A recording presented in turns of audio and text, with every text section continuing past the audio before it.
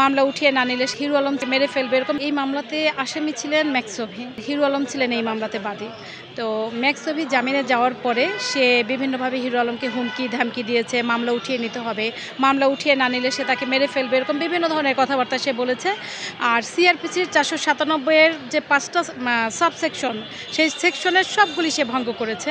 এ কারণে আমরা মাননীয় আদালতের কাছে এই গ্রাউন্ডসে তার জামিন বাতিল চেয়েছি এবং আদালত সন্তুষ্ট হয়ে তার জামিন বাতিল করেছে। না, যেহেতু জামিন বাতিল হয়েছে সেক্ষেত্রে তো ডেফিনেটলি সে গ্রেপ্তার হবেন।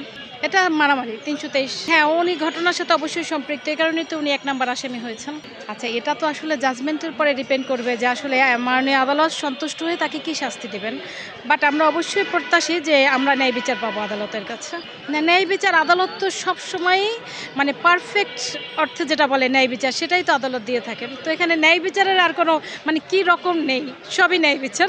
আদালত যে ডিসিশন দিবেন সেটা সবার জন্যই ন্যায় বিচার হবে। না, আমাদের সাথে আজকে হিরো আলমের এই মামলাটাই ছিল।